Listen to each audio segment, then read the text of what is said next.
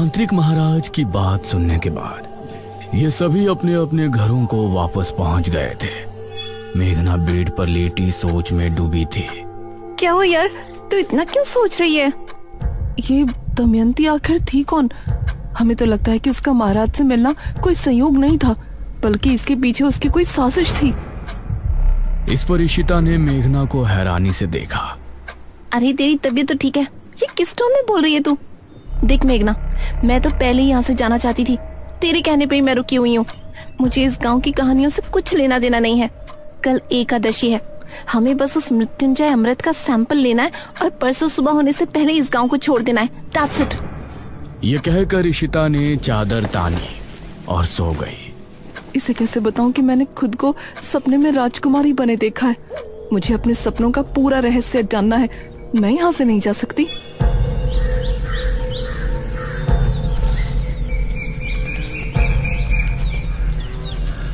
अगले दिन इशिता और मेघना आपस में बातें कर रही थी। आज रात को ठीक 9 बजे हम इस घर से निकल जाएंगे, ठीक है? यार मुझे इस तरह बिना कुछ बताए जाना ठीक नहीं लग रहा। हमें सबको बता देना चाहिए कि हम यहाँ पर मृत्युंजय अमृत के लिए आए हैं। तभी दरवाजे पर दस्तक हुई।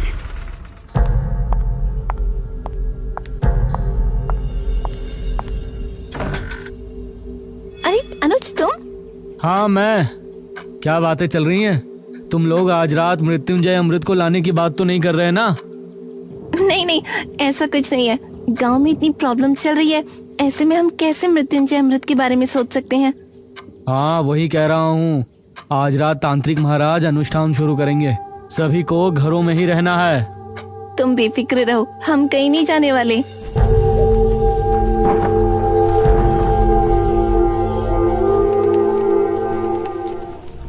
रात होने पर तांत्रिक महाराज ने अनुष्ठान की तैयारी शुरू की। उनके साथ किले में मुखिया और गांव के 2 आदमी मौजूद थे। वहीं अनुज और उसकी माँ हवेली पर अपने कमरे में बैठे थे। माँ, मेघना और इशिता को भी यहाँ बुला लूं? कहीं उन दोनों को डर लग रहा हो। इस पर ठकुराइन ने अनुज को घूर कर देखा। मैं सब समझ रही हूँ, तुम उस शहरी लड़की पर लट्टू हो रहे हो। माँ, बस वो जहाँ है उसे वहीं रहने दो।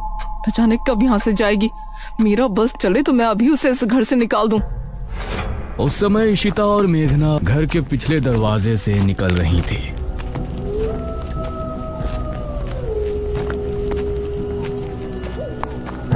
मुझे अब भी कुछ ठीक नहीं लग रहा। ये लोग क्या सोचेंगे? हम दोनों बस यहाँ मृत्युंजय अमृत चुराने के लिए आए थे। मेघना, क्या हो गया यार तुझे? हमारी जॉब, हमारा फ्यूचर खतरे में है। हम इस राजा रानी वाली कहानी में उलझने नहीं आए थे। ये इन गांव वालों की प्रॉब्लम है, हमारी नहीं। तो चल ना जल्दी। ये दोनों घर से निकलकर गली की तरफ आ गई थी। गांव में सभी लोग अपने अपने घरों में बैठे थे। सभी तांत्रिक महाराज के अनुष्ठान के सफल होने की प्रार्थना कर रहे थे। पूरा सामने जंगल का रास्ता। उस समय गांव का एक आदमी राजू सिगरेट पीता हुआ जंगल की तरफ से आ रहा था। अरे यार, आज तो होश बहुत ही ज्यादा है। सिगरेट भी नहीं सुलग रही। कुछ ही दूरी पर उसको इशिता और मेघना सामने से आती नजर आ रही थी।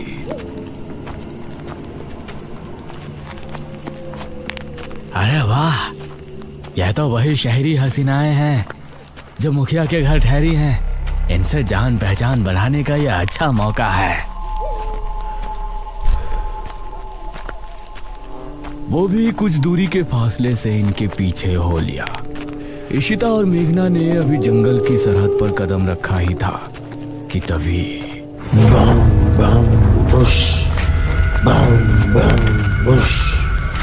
इसे सुनकर ये दोनों चौंक पड़ी। अरे ये तो वही आवाजें हैं, निशिर मोलो। और राजू भी इस आवाज को सुनकर डर गया। हे भगवान, निशिर मोलो। राजू का दिल दहल उठा। उसने पाया कि वह आवाज ठीक उसके पीछे से आ रही है। उसने जैसे ही पलटकर देखा तो निशिर मोलो ठीक उसके सामने थे। एक पल को राजू की सांसें मानो रुक सी गई। तभी ताबूत अपने आप खुल गया। उससे 2 भयानक हाथ निकले जिन्होंने राजू को ताबूत के अंदर खींच लिया। राजू की चीख सुनकर ऋषिता और मेघना दोनों ही बेहद डर गईं। मैंने पहले ही कहा था ना, आज जंगल जाना ठीक नहीं होगा। यार बहस मत कर, जल्दी चल, हम वापस घर चलते हैं। इस तरफ तांत्रिक महाराज अनुष्ठान को शुरू कर चुके थे। वो आंखों को बंद किए लगातार मंत्रों का जाप कर रहे थे। मुखिया और वो दोनों आदमी उनसे कुछ ही दूरी पर थे। भागो जल्दी, कहीं निशिर मोलो हमें देख ना ले।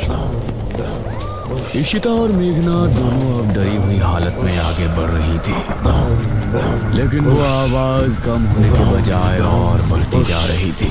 माँ, मैं यहाँ क्या करूँगा? मैं भी किले पर जा रहा हूँ। हो सकता है पिताजी को मेरी जरूरत हो। अरे भूल गए क्या, किसी को भी बाहर नहीं निकलना है। अरे मुझे कुछ नहीं होगा। वैसे भी निशिर मोलो की आवाज अभी तक नहीं सुनाई दी। मुझे नहीं लगता कि वो आ जाएंगे। ये कहकर अनुज अपनी माँ की बात काटते हुए घर से निकल गया। इस तरफ तांत्रिक महाराज भी अपनी आंखें बंद किए ध्यान मग्न थे। तांत्रिक महाराज ने खुद को एक अंधेरी जगह पर पाया। क्या यहाँ कोई है? सामने से कोई जवाब नहीं आया और तांत्रिक महाराज के पास एक तितली आकर रुकी। वो तितली अंधेरे में चमक रही थी। वो कुछ देर उनके पास रुकी रही और फिर एक तरफ चली गई। तांत्रिक महाराज भी अब उसके पीछे हो लिए। काफी देर तक चलने के बाद वो तितली जमीन पर बैठ गई। तांत्रिक महाराज ने पाया कि जमीन पर एक दरवाजा लगा हुआ है। वो तितली उस पर बैठते ही गायब हो गई। मेघना और इशिता को भागते हुए काफी समय हो गया था। किला इनके सामने ही था। सामने से अनुज भी आ रहा था। उसने इन दोनों को सामने से आता हुआ देखा। अरे हम मेघना और इशिता, ये तीनों एक दूसरे को देखकर हैरान रह गए। तुम दोनों यहाँ क्या कर रही हो? तुमको तो अपने कमरे में होना चाहिए था। मेघना कुछ कहती, लेकिन इससे पहले ही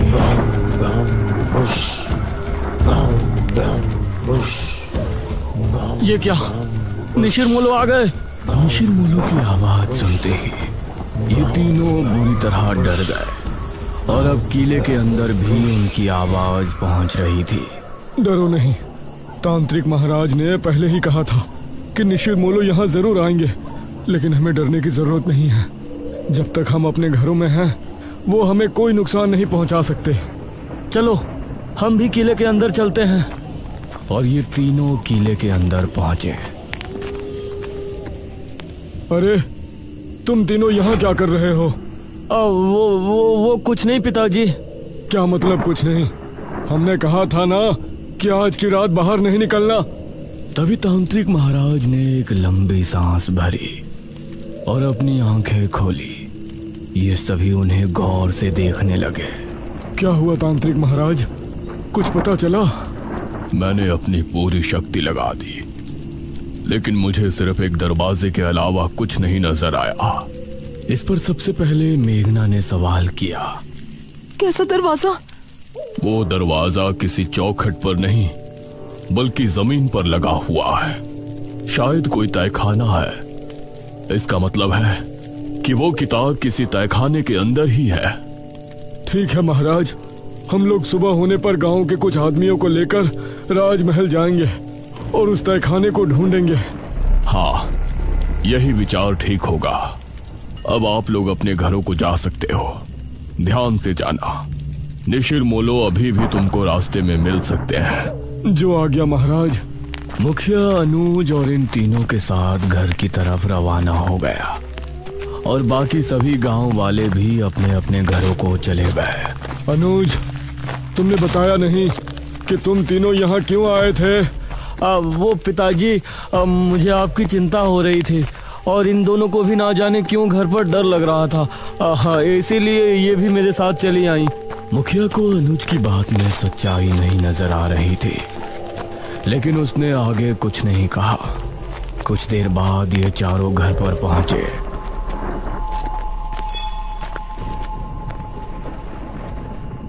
अब तुम लोग जाकर अपने अपने कमरों में चुपचाप सो जाओ। कोई मस्ती मजाक नहीं। जी पिताजी। ये कहकर मुखिया अपने कमरे में चला गया। फिर मेघना ने अनुज की तरफ देखा। थैंक यू अनुज, तुम तुमने हमारे लिए अपने पिताजी से फिर झूठ बोला। अरे कोई बात नहीं मेघना, तुम्हारे लिए तो मैं 1000 झूठ भी बोल सकता हूँ। ये कहकर अनुज मुस्कुराते हुए अपने कमरे में चला गया। फिर इशिता और मेघना भी अपने कमरे में पहुंची। उस रात मेघना के मन में कई सवाल चल रहे थे।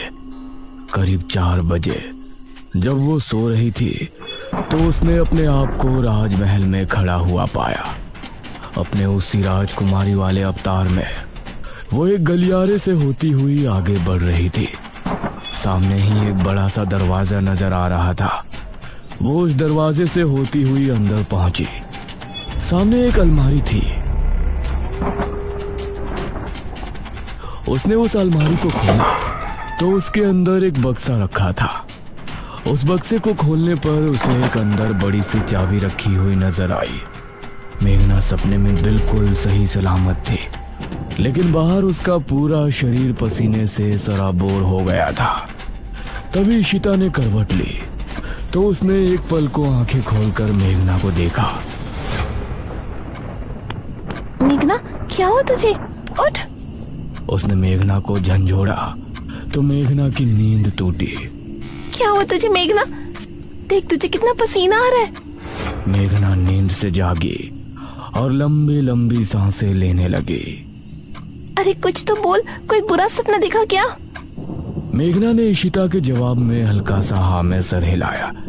इशिता ने उसे पीने के लिए पानी दिया और फिर उससे लिपट कर लेट गई। सुबह होने पर तांत्रिक महाराज कुछ गांव के लोगों को लेकर राजमहल पहुंचे। कोई भी कमरा, कोई भी गलियारा छूटना नहीं चाहिए। जी महाराज। गांव के सभी लोग अब अलग अलग गलियारों में चले गए। एक आदमी जिसका नाम मनीष था, वो एक कक्ष के सामने खड़ा था। उसने जैसे ही दरवाजा खोला तो कई चमगादड़ तेज शोर करते हुए वहां से निकल गए। उसने खुद को संभाला और कमरे के अंदर दाखिल हुआ। हे भगवान, कितना बड़ा कमरा है। तभी उसे भारी कदमों की आहट सुनाई देने लगी।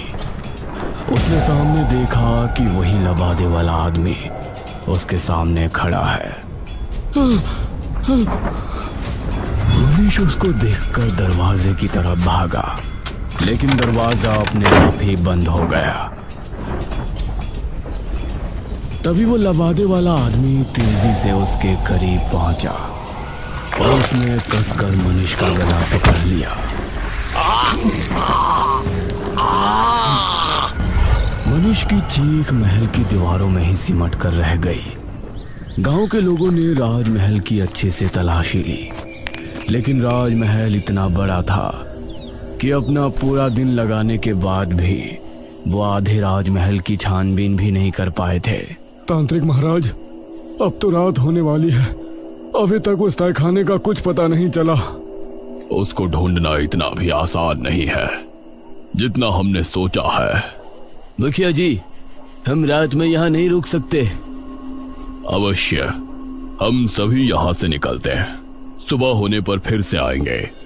ये सभी राजमहल से निकल ही रहे थे, तभी सामने से इनको मेघना आती हुई नजर आई। अरे बेटी मेघना, तुम यहाँ? जी अंकल। तुम यहाँ क्यों आई हो पुत्री? मुझे लगता है कि मैं उस तहखाने तक आपको लेकर जा सकती हूँ। ये कैसे हो सकता है? इस पर तांत्रिक महाराज ने मुखिया को हाथ के इशारे से चुप कर दिया। तुमको ऐसा लगता है तो ठीक है, बताओ कहाँ है वो तहखाना? अब मेघना आगे आगे चल रही थी और सभी उसके पीछे थे। वो एक गलियारे से होती हुई आगे बढ़ रही थी। सामने ही एक बड़ा सा दरवाजा नजर आ रहा था। वो उस दरवाजे से होती हुई अंदर पहुंची और ये सब भी उसके पीछे अंदर पहुंचे। सामने एक अलमारी थी। उसने उस अलमारी को खोला तो उसके अंदर एक बक्सा रखा था। उस बक्से को खोलने पर उसे अंदर एक बड़ी सी चाबी रखी हुई नजर आई, जिसे देखकर ये सभी हैरान रह गए। हे भगवान! मेघना ने बिना कुछ बोले चाबी को उठाया और फिर से आगे बढ़ी। सामने एक और दरवाजा था। मेघना उससे होते हुए सभी को अपने साथ अंदर ले गई। उस अंधेरे कमरे में सभी को जमीन पर एक दरवाजा नजर आया, जिसे देखकर सभी की हैरानी का ठिकाना नहीं था। यही है वो दरवाजा जो हमने हमारी दिव्य दृष्टि से देखा था। उस दरवाजे पर एक छेद था। मेघना ने उस छेद के अंदर चाबी लगाकर 3 बार घुमाया। अब इसे उठाकर देखो। तांत्रिक महाराज के कहने पर 2 आदमियों ने दरवाजे को उठाकर देखा तो वह आसानी से उठ गया। दूसरी तरफ अनुज और इशिता घर पर मौजूद थे।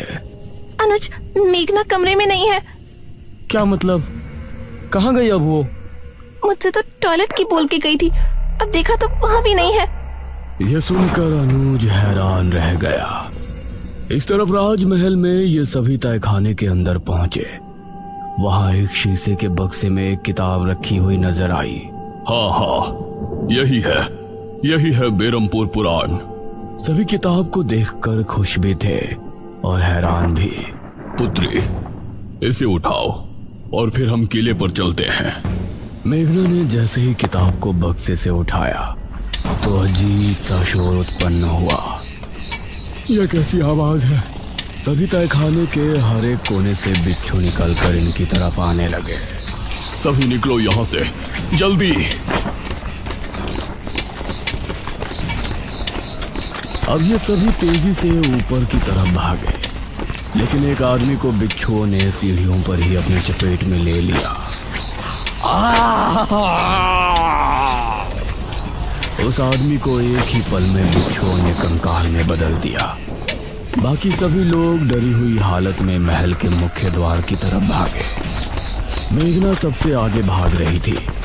दरवाजे से होते हुए ये महल से बाहर निकलने में कामयाब हो गए, लेकिन ठीक दरवाजे पर जो आदमी सबसे पीछे था उसको भी बिच्छुओं ने अपने चपेट में ले लिया।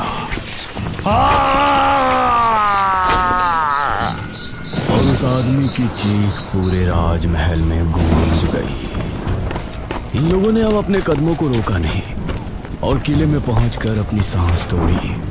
तांत्रिक महाराज ने मेघना को गौर से देखा। पुत्री, इस किताब के बारे में तुमको कैसे पता चली?